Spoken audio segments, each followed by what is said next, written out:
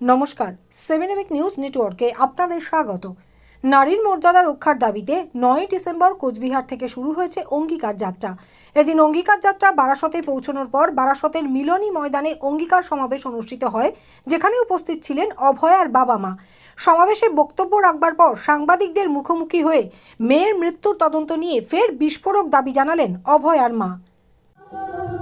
কেন যে ওকে মেরে ফেললো সেটা দুর্নীতি, সেটা আমরা বুঝেছি। ও আমাকে বাড়িতে সব কিছুই বলতো, কিন্তু সেটা যে ওর উপর হচ্ছে এটা কখনো আমি বুঝতে পারিনি। কারণ ও খুব হাসি খুশি কাজে ভীষণ ব্যস্ত থাকতো। তাছাড়া ও এমডি করতে করতে ডিএমের জন্য প্রিপারেশন নিচ্ছিল, দুটো কোর্স অনলাইনে। রাতে 4টের আগে আমার মেয়ে ঘুমাতো না, সেই ক্লাস 9 থেকে শুরু করে এতদিন। আর সেদিনই শুধু ঘুমিয়ে পড়লো। সেদিন আমাদের আইওকে আমি কোর্টে বলেছিলাম জজের সামনেই যে স্যার, আমাদের আইওকে জিজ্ঞাসা করুন যে আমার মেয়ে কোথায় ছিল। 8টা সময় আগের দিন, যেদিন 8 তারিখ 8:30টার সময় বাড়ি থেকে বেরোলো, তা সেই সময় থেকে আমরা পরের দিন যে 12:30টায় হসপিটালে পৌঁছালাম, এই পুরো সময়ে সিসিটিভি ফুটেজ আমি দেখতে চাই। আমার মেয়ে সেমিনার হলে ছিলও না, আমার মেয়ে ডিউটি টাইমে রাত্রে ঘুমাতোও না। কোথায় ছিল আমার মেয়ে? এটা শুনেই উনি কান্না শুরু করেছিলেন। সন্দীপ ঘোষ একেবারে জড়িত আমার মেয়ের খুন ধর্ষণের সঙ্গে, কিন্তু আমাদের স্বাস্থ্যমন্ত্রী যিনি, তিনিও জড়িত। স্বাস্থ্য সচিব যিনি, নারায়ণ স্বরূপ নিগম, তিনিও জড়িত। কারণ দেওয়ালটা যেখানে একটা এত বড় একটা ক্রাইম ঘটলো, সেই 10 তারিখেই ওখানে দেওয়ালটা ভেঙে দেওয়া হলো। 13 তারিখে ভাঙা হয়েছিল, দেওয়ালটা ভাঙা হলো। এবং সেচ ডিপার্টমেন্টের আমার মেয়েকে নিয়ে 30 জন ছিল, বাকি 29 জনই সেখানে সাইন করলো। কেন সাইন করলো? ভেঙে দেওয়ার পরে এখনও কিন্তু সেটা ঠিক হয়নি। ভেঙে দেওয়াটাই ওদের কাজ ছিল। তার মানে আমার মেয়ের সঙ্গে যে রাতে যারা ডিউটি করছিল তাদের যদি ধরা না হয়, এর কোনো তদন্তে হবে না। কারণ 5 জন একসঙ্গে ডিউটি করছিল, 4 জন রইল।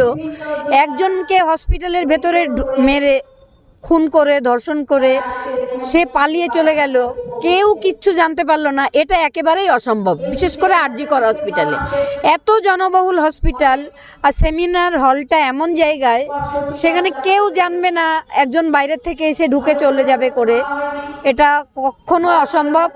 তার 2 জন ডিউটি এখন ঘোলা হসপিটালে করছে, ওদের যে ডিআরপি পড়ে ওর সঙ্গে। সেদিন রাতে যারা 2 জন ছিল, 4 জনের 2 জন এখন আমাদের ঘোলা হসপিটালেই ডিউটি করছে। আর একজন আছে শারিফ হাসান, সে এখন এই বারাসাত হসপিটালে আছে। সে হচ্ছে সন্দীপ ঘোষের পুরো ডানাত বাহাত। সে পুরো সারাদিন আমাদের এক জায়গায় থাকতে দেয়নি, এবং তার কথা মতোই সমস্ত কাজ হয়েছিল। আশিস পান্ডে একজন জেলে আছে, আর এই শারিফ হাসান সে এখন আছে বারাসাত হসপিটালে অ্যানাস্থেসিয়া। বিচার পাবো না, বিচার পাবো বললে ভুল, বিচার ছিনিয়ে আনবো। আমাদের কি আছে? আর কিছুই নেই। মেয়েকে হারানোর পরে মেয়ের স্বপ্ন সব শেষ হয়ে গেছে। মেয়ে চোখ দিয়ে রক্ত বেরিয়েছে, জল না। এটা ভুললে তো চলবে না। আমার মেয়ের চোখের স্বপ্নগুলো সব রক্ত হয়ে ঝরেছে। সেখানে আমরা বাবা মা বেঁচে আছি শুধু বিচারের জন্য। এই বিচার পাওয়ার জন্য আমরা আইন হাতে তুলে নিতেও প্রস্তুত, কিন্তু বিচার আমরা চাই। চন্দন সেনগুপ্তের রিপোর্ট, 7 নিউজ নেটওয়ার্ক।